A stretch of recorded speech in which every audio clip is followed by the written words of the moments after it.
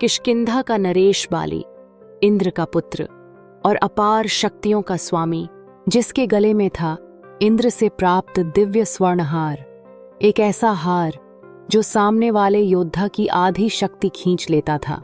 जहां भी बाली जाता, उसकी वीरता की गर्जना सुनकर शत्रु कांप उठते। राक्षस हो या दैत्य, सब बाली के नाम से भयभीत रहते। परंतु इसी शक्ति ने उसके भीतर धीरे धीरे अहंकार भी भर दिया।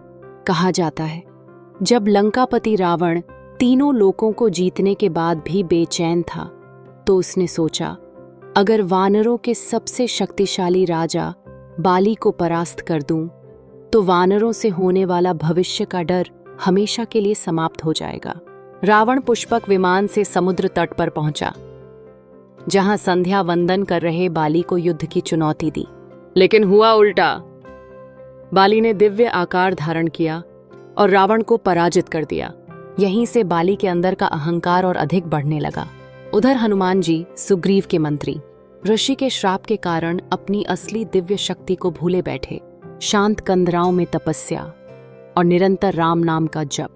पर बाली लगातार नाम लेने लगा, मैं सर्वशक्तिमान हूं, मुझे कोई परास्त नहीं कर सकता। जामवंत ने उसे चेताया कि हनुमान की शक्ति के सामने बाली कुछ भी नहीं, और यही बाली के अहंकार को भड़काने वाली बात बन गई। क्रोधी बाली गदा उठाकर जंगल की ओर निकल गया। वृक्षों को उखाड़ता, पर्वतों को चोट पहुंचाता और गर्जना करते हुए हनुमान जी को युद्ध के लिए ललकारने लगा। हनुमान जी शांत भाव से ध्यान में लीन थे। जब बाली ने अत्यधिक अपमानजनक तरीके से ललकारा, तब हनुमान जी ने विनम्रता से कहा, हे वानरराज, आपकी शक्ति असंदिग्ध है, पर यह शांत वन आपके क्रोध का पात्र क्यों? लेकिन बाली ने अहंकार में युद्ध का आग्रह किया।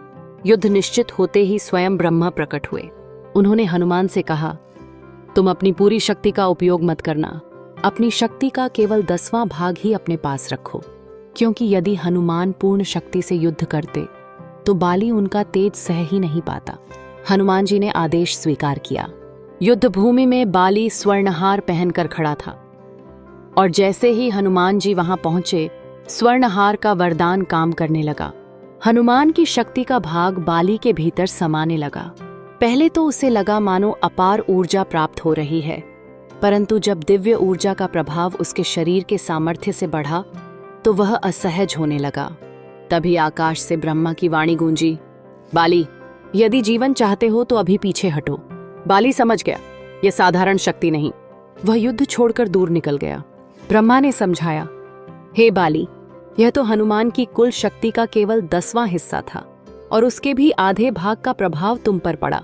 कल्पना करो, यदि हनुमान अपनी संपूर्ण शक्ति से युद्ध करते तो तुम्हारी स्थिति क्या होती?